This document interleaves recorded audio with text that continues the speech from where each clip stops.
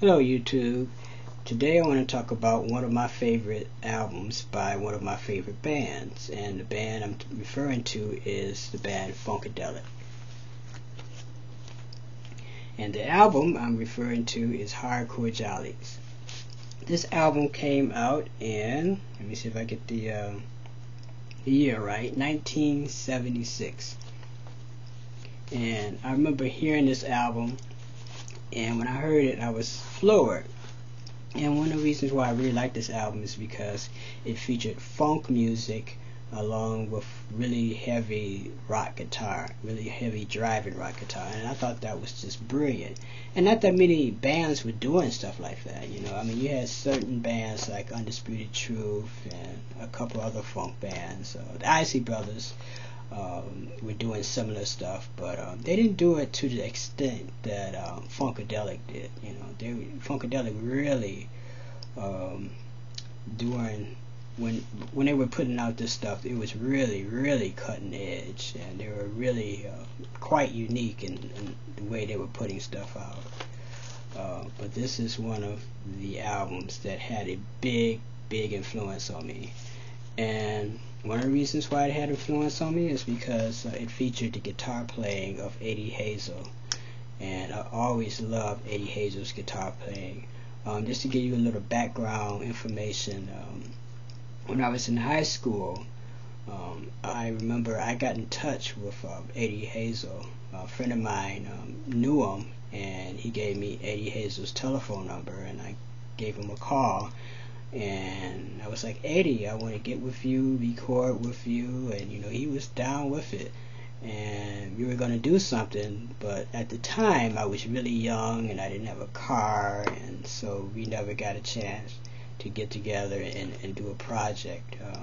I remember what he wanted to do. It was either he wanted to form a band or he wanted to put together an album. When I remember the name, it was called Witch Hazel, and of course I would have been perfect for that. But at the time I was still in high school and I didn't have a car, and even though I could play, the problem was I didn't have the transportation needed, you know, to get back and forth, you know, to the studio or whatever. So I missed that opportunity. Oh well. And then, of course, when I did graduate and when I was out and about on my own, Eddie Hazel died, so I never got an opportunity to record with him. But I am thankful that I did have an opportunity to meet Eddie Hazel before he died.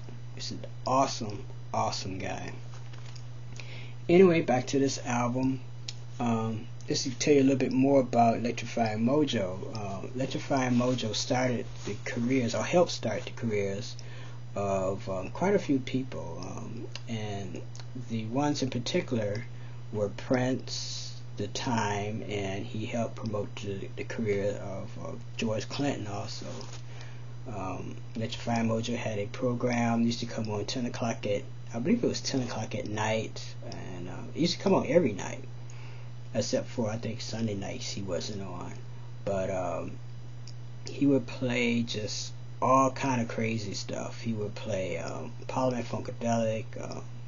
He would mix in a little bit of rock and roll and just all kind of stuff. And he was working with the radio station WGPR here in Michigan. And of course they had a radio format or whatever, but when Mojo was on, he just totally loosened things up. He never knew what Electrifying Mojo was going to play. You know, one moment he would be playing you know, the latest R&B hit, and then he would switch over and then he would play something by the Stones. Then he would play a classical piece. So it was just bizarre, the stuff that Electrifying Mojo would play.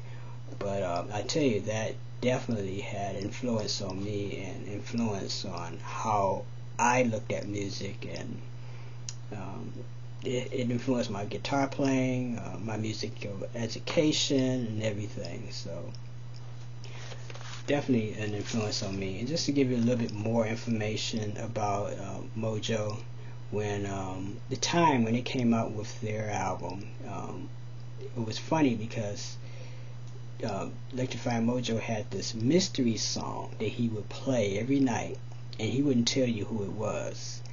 And we would listen to it, and the audience would listen to it every night, and we thought it was like, okay, it sounds like Prince, but who is it?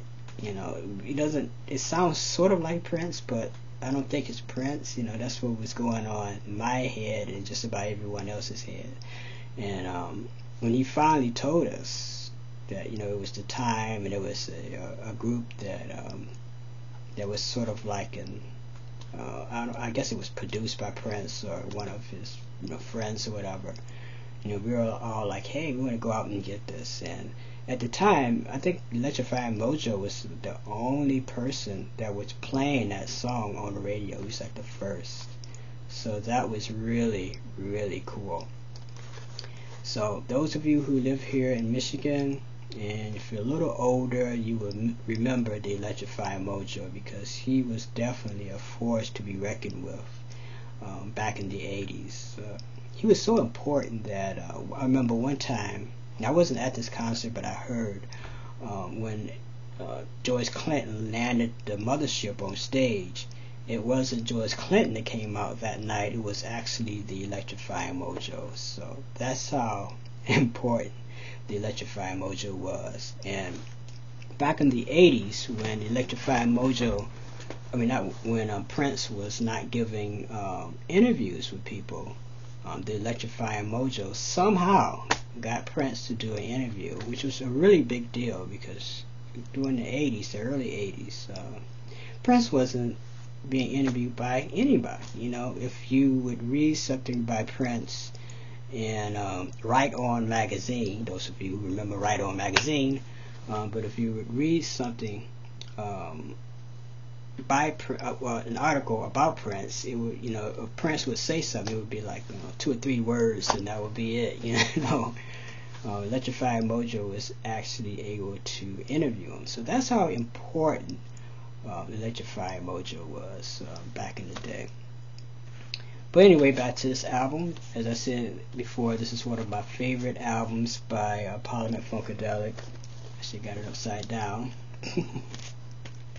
One of my favorites. The artwork on this album was made by a guy named Pedro Bell, and he's one of my favorite artists. I love his stuff. I absolutely love Pedro Bell's stuff. And just to open it up real quick and show you, this is some of the artwork on the album. It's the back side of the album, and of course this is the album's a little dirty, yes, because it's over 20 years old, so I gotta get another copy. I actually have the CD version of this album too, so I can listen to it in my car or whatever. The song that Electrify Mojo used to play was the song Cosmic Slop, and that is one of the first songs. If you saw Parliament Funkadelic live, that was like one of the first songs he would play. Excellent song. It combined rock and roll and funk and mixed the two together. And as I said before, it wasn't that many bands that was doing that. The only other band that I can think of, well, I think it was like a couple. It was like Undisputed Truth. They did stuff like that. And they had some degree of fame back in the I believe it was the late 70s, you know, very early 80s.